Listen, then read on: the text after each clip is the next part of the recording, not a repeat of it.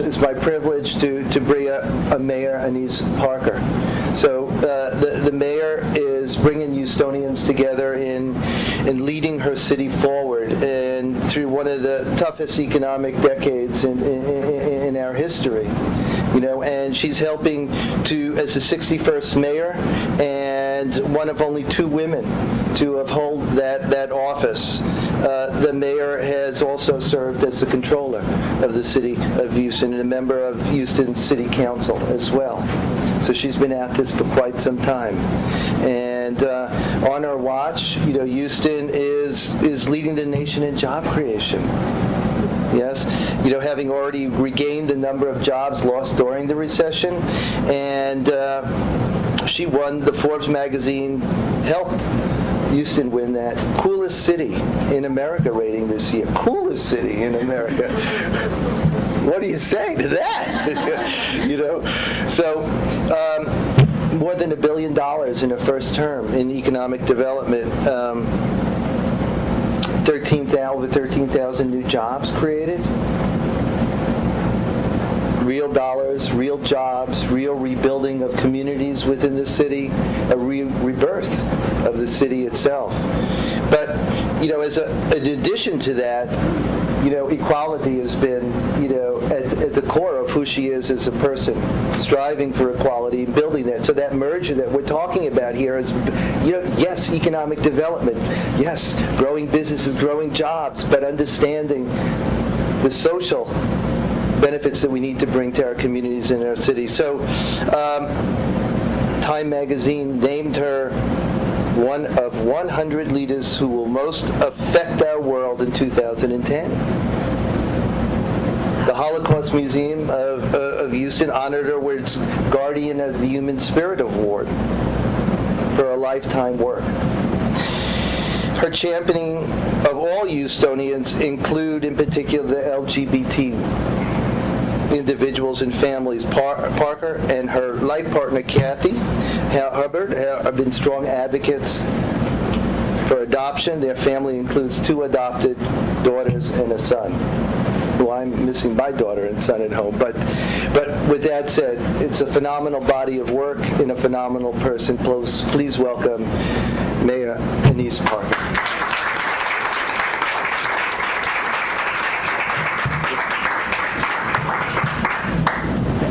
And you're welcome to sit, to stand, whatever you feel most comfortable.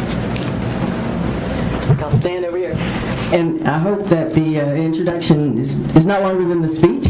I know that I'm the first speaker in the morning, and that means that I'm supposed to wake y'all up and that get everybody back on time, since I know it's starting a little bit late. But I appreciate the opportunity to be here.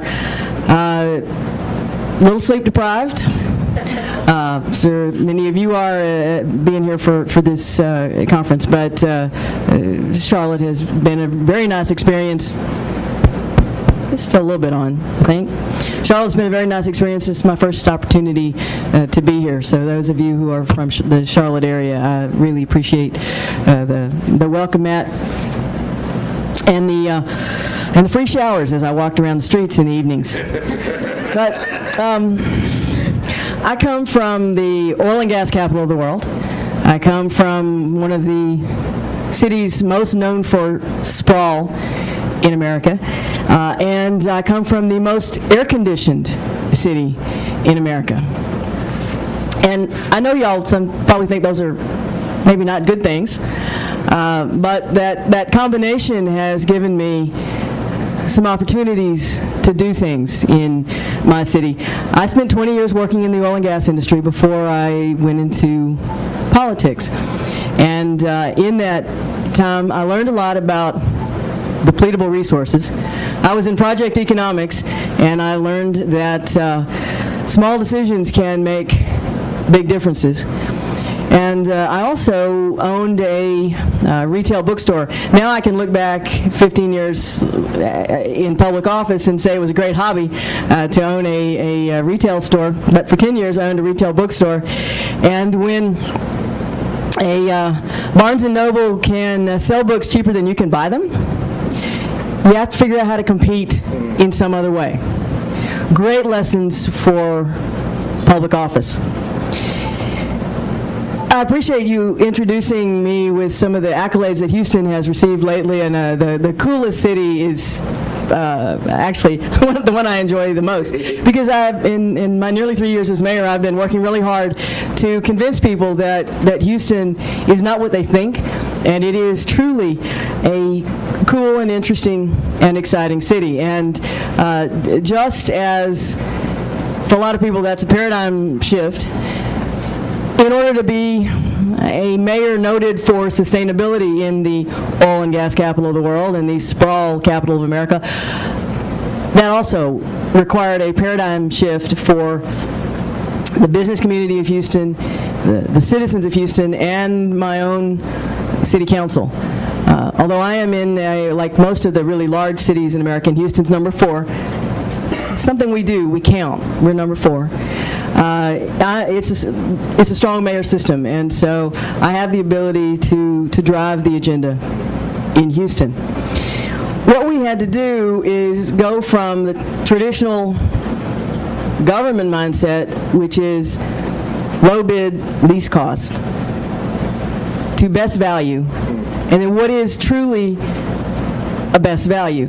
And I'm not really going to think about it in terms of the triple bottom line and the social value. What is the true best value, not in some grand cosmic sense, but in what are all of the benefits of what you do, and what is the long-term impact on the community? Something must be working in Houston, because we are the fastest growing region in the country. We have, as was said in the introduction, put more jobs back out than we lost during the recession. And national magazines have rated us the best place for businesses and careers, the best place for young professionals, and again, in Houston. We are booming. So why does it work in the oil and gas capital to do this kind of thing? Well, first, just because we are the world headquarters for oil and gas does not mean that we don't understand what's happening in the world around us. And you will find that a lot of the money that is going into R&D for alternative energy, and certainly what is driving natural gas production right now, is the recognition that we have to exploit and optimize every resource we have in America as we compete globally, and that means we have to figure out new ways to do things. One of the first things I did when I became mayor of Houston was recruit a sustainability director for the city. I went to a foreign land. She really hated to leave San Francisco, but she came to Houston, and put her in. I didn't give her a whole lot of help. She's like a one-person shop. She got to have an assistant, and I said, I want Houston to be the greenest, most sustainable city in America. And in just 2 years, she has obviously made a difference that I would be invited to come here and address you a little bit today. If you are going to do missionary work, you go where the unbelievers are. And I think one of the reasons that we've been able to make so much progress is when you start really low, you can make you can make great gains in a hurry. But you have to have fertile ground to plant your seeds if you're going to do that kind of missionary work. And Houston companies, oil and gas companies, and non, are very focused on what is the true value going forward. What is the real bottom line? One of the first things that we did as a city in terms of sustainability was we have 21,000 signalized intersections across the city of Houston. Signalized intersections at traffic lights. And you have to understand the kind of things that cities do. I have a $4 billion budget running the city of Houston, and that $4 billion budget is made up of a whole lot of things, but one of the line items is light bulbs. And light bulbs in buildings, light bulbs in traffic signals. We spend millions of dollars every year in light bulbs and traffic signals, and so we found a grant that helped us change the light bulbs to LED light bulbs in our signalized intersections across the city of Houston. And we were going to have an ROI of 10 years. We did it because it was, the right thing to do for the environment. Little did we know that when we actually got down to the true bottom line in this, LED light bulbs last 7 times as long as the incandescent light bulbs. So it wasn't just the energy savings that was going to give us our ROI. Then we started calculating how many human beings it takes to change a light bulb in the city.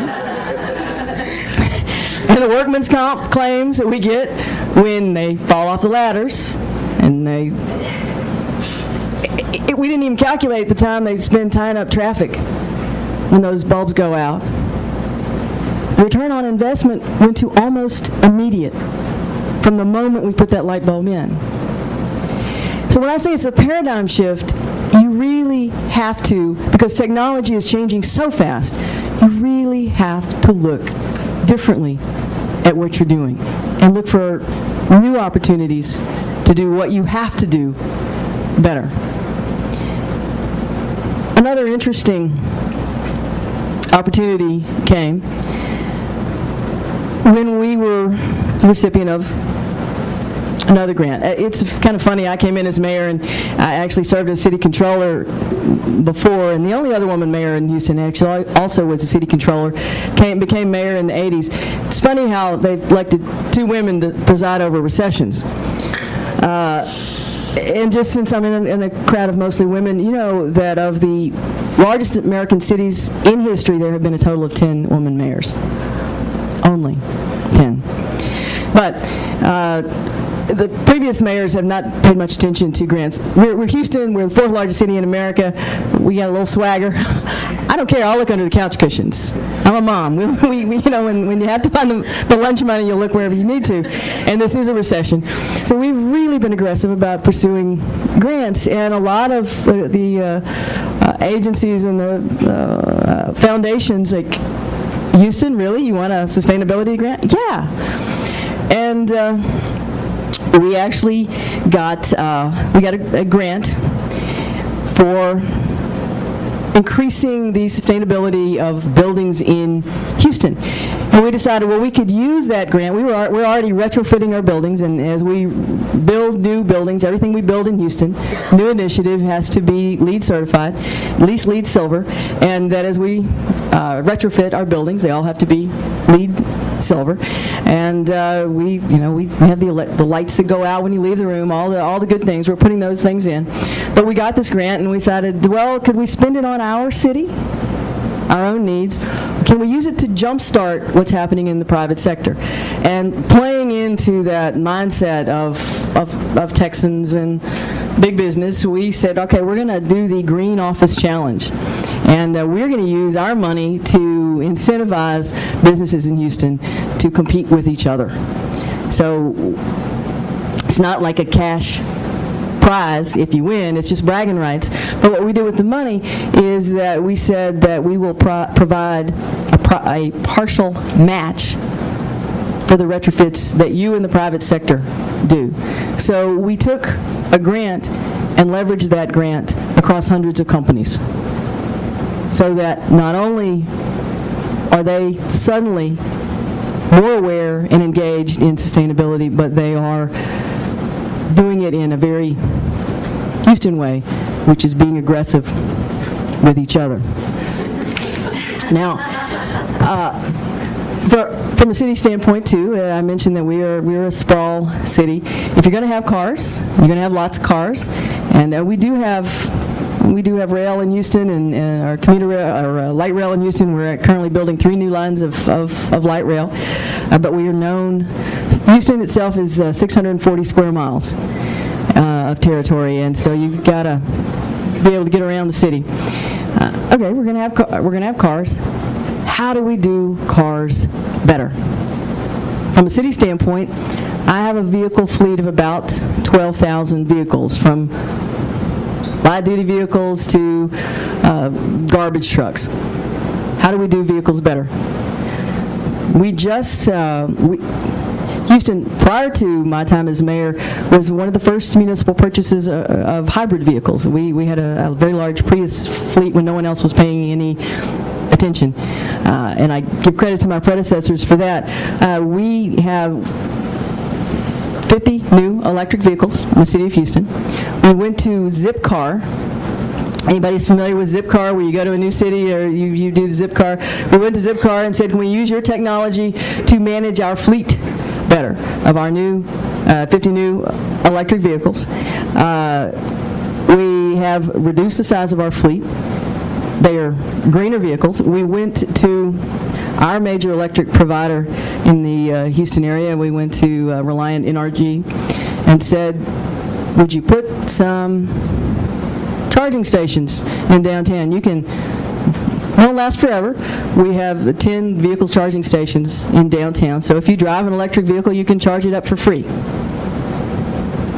And we worked with NRG Reliant to incentivize those who want to buy electric vehicles to charge them at home with a special package. We converted our airport fleet to compressed natural gas. Natural gas is, believe it or not, it's actually not that big in the Houston area. We're an oil and gas refining area. We're not so much the natural gas, but we're getting there. But natural gas works very well with fleet vehicles on a fixed route. So our airport shuttle, we have one of the largest airports, and actually we have 3 airports for the city of Houston. We have one of the largest airports in America, and we converted all of our parking fleet vehicles to compressed natural gas. We are working to convert our bus system to compressed natural gas. So we look for opportunities. Another grant. I noticed that Charlotte has the bike share program, B-Cycle. So do we. Just started 2 months ago with 50 of them. We're about to expand. And thank you for inviting me here, because I managed to make a connection, and someone committed $50,000 to expand our program while I was here. I won't mention the name of the company because they haven't come through. But they happen to have a woman CEO. So never undervalue the networking of women who want to help each other out. I want to wind it down. I could speak longer because I love talking about my hometown. But I want to give you a funny business story that is related to this conversation. Houston happens to be the home of the Chi hair care empire. Anybody know Chi? Best flat irons, best hair dryers in the world. And the company was started by a man by the name of Farouk Shami. He is a very interesting man, great person to talk to. He's about yay high. And he started out as a hairdresser who got allergic to the chemicals and developed his products through better chemistry. But he is now a billionaire and manufactured his products around the world. He happens to live in Houston, and he, 3 years ago now, he moved his manufacturing back from overseas into the Houston area. He didn't get an incentive. He didn't ask for anything. He just did it. And I had an opportunity to visit with him and ask him why.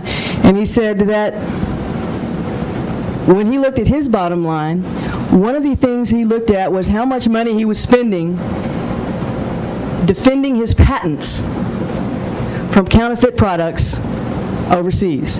He looked at his legal bill, And he decided that the delta for paying U.S. workers, U.S. wages, was better in his favor than paying legal fees and defending against counterfeit products that were being manufactured in the same factories that were manufacturing the legal products that he was bringing into the United States. That kind of thinking,